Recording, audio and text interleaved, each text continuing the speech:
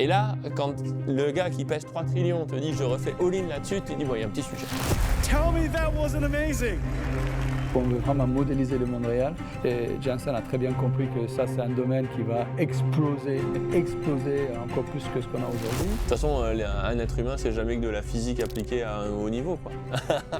C'est une catastrophe si jamais c'est le cas, parce que donc du coup ça veut dire quoi? Ça veut dire qu'on a moins besoin de ces machines.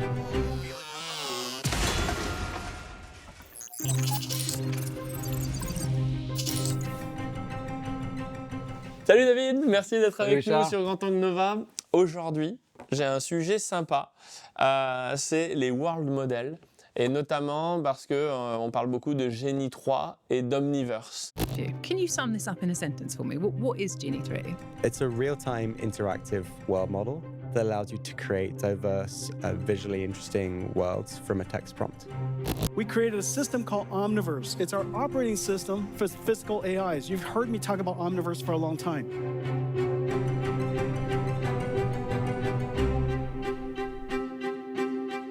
Alors, les world models, c'est le principe, c'est de dire on va faire une IA qui en réalité cherche à modéliser, à mimer, à répliquer le plus fidèlement possible le monde réel. Donc, ses lois physiques, ses contraintes et tout ce qui s'ensuit. À quoi ça sert ça? Eh bien, ça veut dire qu'à l'intérieur de ces modèles, on peut entraîner des IA. Donc, on s'approche de ce qu'on appelle les datas synthétiques parce qu'on va dire, bah voilà, dans mon modèle, il y a la gravité, il y a la pluie, il y a ce que tu veux. Hein. Du coup, je peux entraîner des modèles d'IA qui, après, vont servir à faire tourner des robots dans des usines. Et là-dessus, je parlais de Genie 3 et Omniverse. Genie 3, c'est le modèle de Google. Et je veux bien avoir ton angle. Pourquoi est-ce qu'il développe ce type d'IA? C'est pas anodin. Et il y a Omniverse qui est présenté par Nvidia. Jensen Huang comme le pari all-in de Nvidia. C'est-à-dire que Jensen Huang, dans une interview, il disait mais en vrai maintenant ça va, tu pèses 3 trillions, t'es arrivé quoi. T'as plus besoin de rien, t'as la plus grosse boîte du monde, voilà, ok, cool. Est-ce qu'aujourd'hui, tu refais all-in, skin in the game sur un pari équivalent au GPU d'il y a quelques années en arrière qui ont fait Nvidia. Est-ce que tu es dans cet esprit-là de tout remettre sur le tapis ou c'est bon, tu te dis bah, c'est bon, je suis sur une rente, on n'en parle plus, foutez-moi la paix, j'achète mon yacht et voilà. Et Jensen Huang a dit Omniverse. You are a person who makes big bets on the future. And time again, you've been right about those bets. We've talked about GPUs, we've talked about CUDA, we've talked about bets you've made in AI. Self-driving cars, and we're going to be right on robotics. And This is my question. yeah, What are the bets that right you're on making now? Omniverse. The latest bet, of course, we just described at the CES, and I'm very, very proud of it, and I'm very excited about it, is the fusion of Omniverse and Cosmos. Et il dit oui, je refais all-in. Et là, quand le gars qui pèse 3 trillions te dit je refais all-in là-dessus, tu dis bon, il y a un petit sujet. Genie 3 a choqué tout le monde parce qu'on ne s'attendait pas à ce qu'il soit aussi beau, efficace, etc. Et le sujet de ces modèles mondes, de ces world models, et là je pense à Tesla, c'est que moi j'imagine des voitures et des Optimus, donc globalement des machines à capter de l'information, des machines à toucher le monde réel. C'est-à-dire qu'avec une voiture, on tape des trottoirs, on freine, on accélère, des fois on percute des gens, enfin tout ça c'est de la data de confrontation au monde réel. Et puis il y a les Optimus qui sont censés plier le linge, faire la vaisselle, c'est chaud, c'est froid, c'est dur, c'est mou, ça râpe, c'est doux, enfin tout ça c'est capter de l'information du monde réel. Donc je me dis qu'à un moment, il va y avoir des IA entraînées dans un monde virtuel et ces mondes virtuels vont être renforcés par des drones au sens large qui vont toucher le monde pour arriver à améliorer ces world models. Et là, je me dis, oh, faut que j'appelle David. Alors, écoute, moi, je travaille dans le monde de data synthétique depuis pas mal de temps, à travers une société dans laquelle je suis dans leur conseil d'administration. Dans quelle société? Je ne peux pas parler de la société, mais c'est parce que c'est une société qui travaille pour l'armée française. Alors, encore une fois, il faut toujours mettre sur ce genre de nouvelles le contexte. On est arrivé à un point où on veut de plus en plus spécialiser, on veut de plus en plus fabriquer des des robots autonomes, au sens robot, au sens autonome et au sens intelligence. Donc ça veut dire quoi? Ça veut dire que nous estimons, les ingénieurs, que pour pouvoir entraîner ces machines, on a besoin de données. Alors on se rend compte que la capture de ces données et le temps d'ingestion de ces données, le temps de collection de ces données sont extrêmement chers. Bon, je vais t'illustrer quelque chose avec toi. Lorsque Apple a créé leur Oculus, c'est quoi? C'est Oculus qu'ils ont? Ouais, c'est les lunettes de vision en réalité augmentée. C'est augmenté. Je pense Il y a qu'Oculus, Oculus chez Meta, et et Apple, c'était chez Apple Vision, je crois, un truc comme ça. voilà, Enfin, d'accord. Donc ils ont dépensé. et Google Glass chez Google. Voilà, ils ont dépensé. Ils ont embauché plus de 2000 personnes. Ben Dieu. D'accord. Et ils ont dépensé plus de 11 millions d'euros pour entraîner juste les modèles de doigts.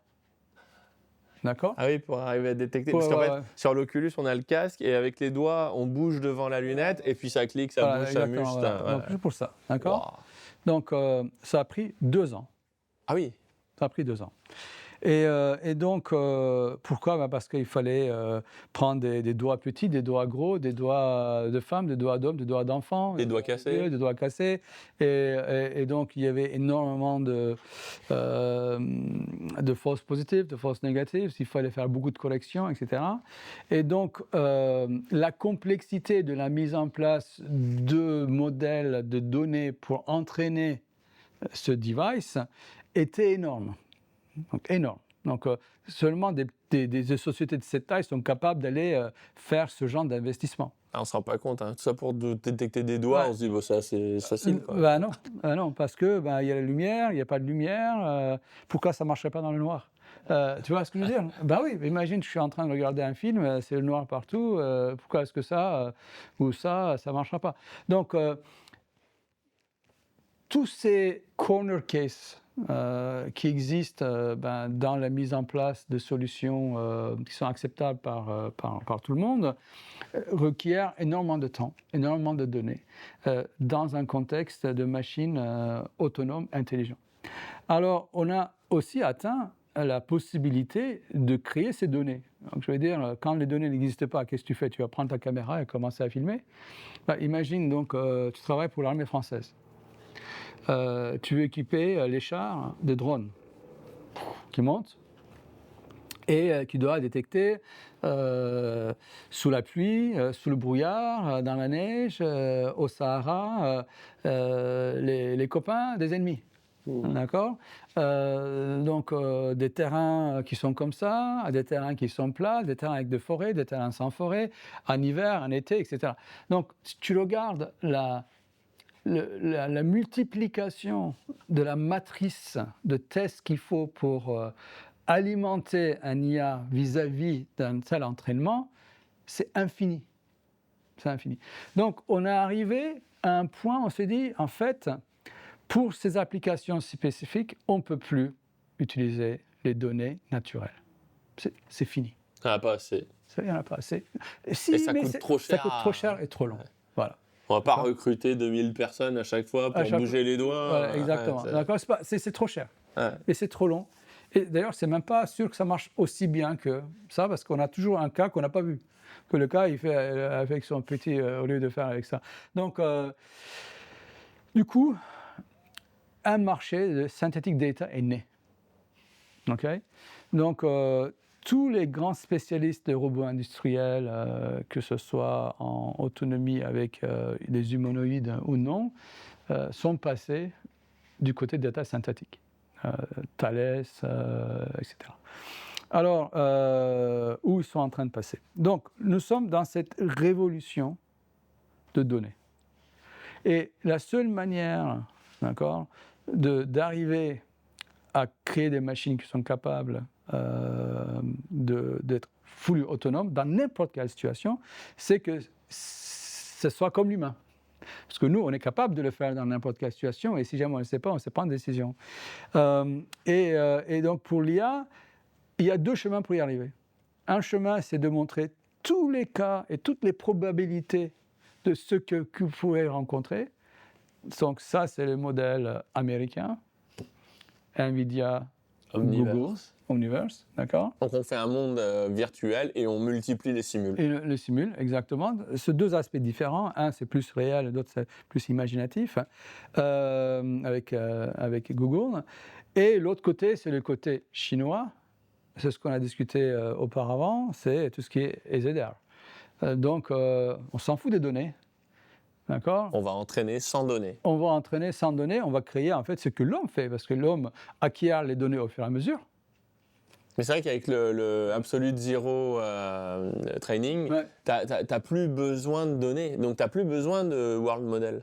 Exactement, exactement. Donc, Et qu'est-ce qu'il dit à ça, Jason? ah ben, Qu'est-ce qu'il dit à ça? pour Jensen, c'est une catastrophe si jamais c'est le cas. Parce que donc, du coup, ça veut dire quoi? Ça veut dire qu'on a moins besoin de ces machines. Donc, encore une fois, on est dans la bataille de grande échelle, scale and money, contre les moyens qu'on n'a pas, donc on invente autre chose. Il faut livrer la bataille pour savoir qui va gagner, parce qu'en fait la réponse n'est pas donnée d'avance. Non, quoi. elle n'est pas donnée On ne sait d'avance. pas si c'est Wang qui a raison ou si c'est À mon avis, ce steak, quoi. Faut les écrire ce steak dans la ZR. les deux chemins vont converger. À mon avis, les deux chemins vont converger parce que calcul par brute force, on va y arriver. C'est comme pour déchiffrer, si tu mets du quantum computing, ça passe. ça passe, d'accord. Au lieu de 15 milliards d'années, tu le fais peut-être en une année. C'est du brute force, d'accord. Et bien, de la même manière, je pense que si tu fais du ethical hacking, tu es capable peut-être de deviner le mot de passe de Richard Détente. Donc du coup... soit par ingénierie sociale, soit par brute force. Voilà, exactement. Donc, on est un petit peu dans le même esprit. Okay? Donc, ceux qui n'ont pas les moyens de NVIDIA ou de Google vont dire, écoute, moi, les données, de toute façon, je ne peux pas les recréer. J'ai pas le choix. J'ai pas le choix. Donc, quand ils n'ont pas le choix, ils vont faire autrement. Donc, c'est pour ça qu'on voit ce modèle-là. Donc, il faut mettre ces nouvelles qui sont des nouvelles importantes dans le contexte de besoin de données synthétiques parce que ça coûte trop cher, trop long et pas disponible les données naturelles. La question, ça va être, c'est quoi? C'est est-ce qu'on va créer des données textuelles synthétiques? Donc, imagine le message qu'on s'envoie sur WhatsApp tous les deux. Est-ce que on va créer un modèle dans lequel on va simuler 10 milliards de personnes en train de se parler? En train de s'envoyer des SMS. ça sera rigolo, j'aimerais bien voir ce qui sortira de ça. Donc, autant je vois comment on peut simuler un bâtiment, comment on peut simuler l'hiver, l'été, le feuillage, etc. Pour voir simuler nos textes, je ne sais pas.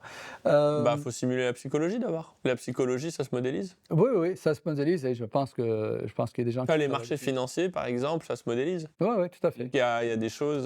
Qui se feront. De toute façon, un être humain, c'est jamais que de la physique appliquée à un haut niveau, quoi. Ouais. T'as des... À un niveau des d'abstraction, process. je veux dire. Oui, c'est ça. Ah ouais. Mais l'ordinateur, il est là, donc Ouais. ça sort pas des pieds, ça Non. sort bien du cerveau. Ça bien le cerveau, tout à fait.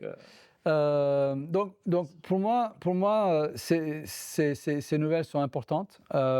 C'est deux aspects très différents de l'approche parce que un, c'est sur le monde réel, parce qu'on veut vraiment modéliser le monde réel pour des applications industrielles. Et Jensen a très bien compris que ça, c'est un domaine qui va exploser, mais exploser encore plus que ce qu'on a aujourd'hui. Et l'autre, c'est de donner aux créatifs, du côté Google, des moyens d'émuler des mondes virtuels dans les jeux, dans les cinémas.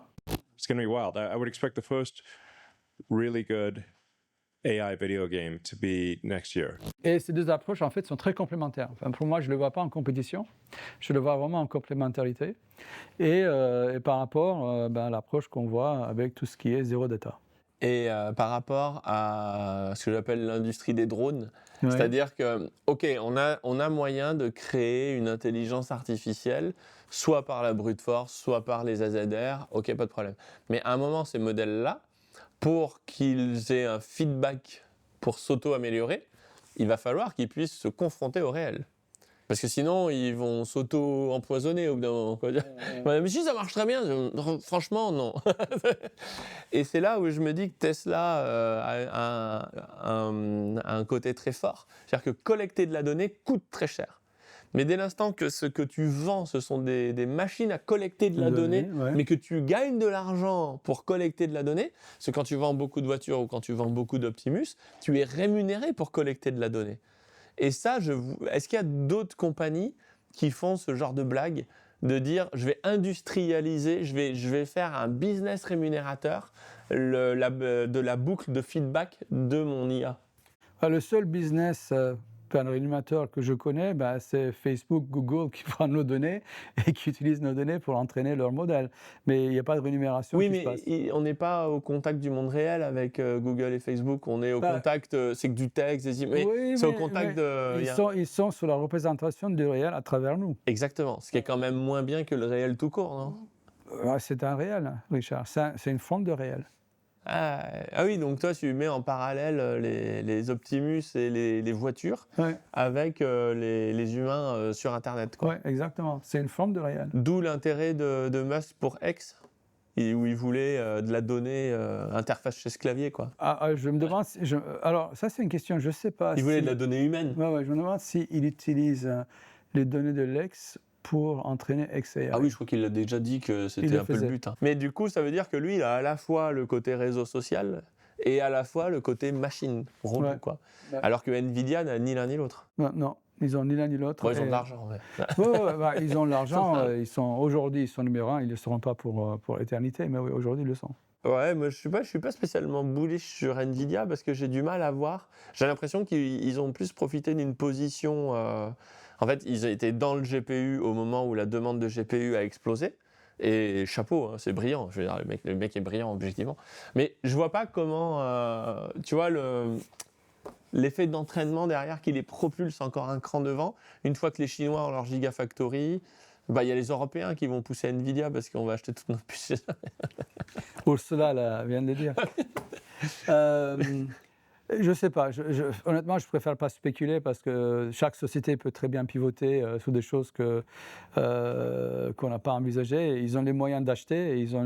Encore une fois, parfois, c'est avoir beaucoup d'argent résout pas mal de problèmes. Vaut mieux être riche et en bonne santé que pauvre et malade. Voilà, donc dans ces conditions-là, ça marche. Donc ils auront, je pense, le capital nécessaire pour faire des bifurcations si nécessaire dans le futur. Donc il faut pas les enterrer pour le moment. Mais du coup, ces world models, cette data synthétique, se coupent parfaitement avec tout ce qui est drone robotique et AZR en fait. À un moment, tout ça fusionne, quoi. Ouais, exactement. Il y a un super combo à sortir de tout ça. Exactement. Parce qu'à un moment donné, de toute manière, le AZR doit aussi être testé contre le monde réel.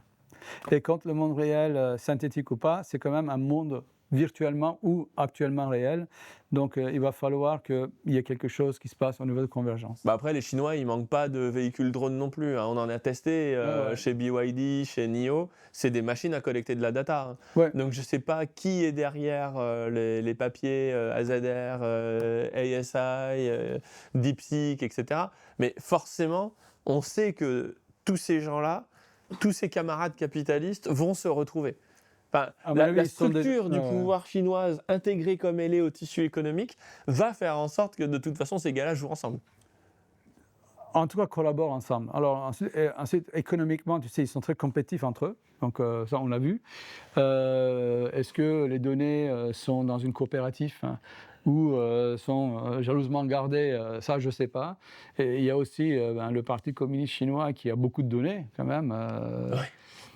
Un peu. Ouais. Donc ça, il y a 2-3 caméras. Seulement 3, je pense. Et c'est vrai qu'il y a aussi toute la structure de pouvoir collecte énormément de données. Exactement. Et mine de rien, ce qu'on appelle le contrôle social ici, ça peut être une force dans la bataille de l'IA en fait. Puisque c'est une boucle de rétroaction sur le réel avec leur modèle. Oui. En tout cas, ils ont l'accès. Ensuite, comment est-ce qu'ils vont l'exploiter? Ça, je ne sais pas. Ils n'ont pas non plus les mêmes contraintes de privacy que nous, on a. Il faut qu'ils lancent une action avec des actions, une société avec des actions, le gouvernement chinois. Chinese AI Company. Oui, mais ça existe. Ça s'appelle la dette chinoise. Tu peux acheter la dette chinoise. C'est vrai. Donc, si tu veux vraiment croire, tu peux toujours aller prêter 1 milliard. Du China Bond. China Bond, oui. Donc, d'un certain côté, ça existe. Ça existe. Eh ben, on surveille tout ça et merci beaucoup, David. Je t'en prie.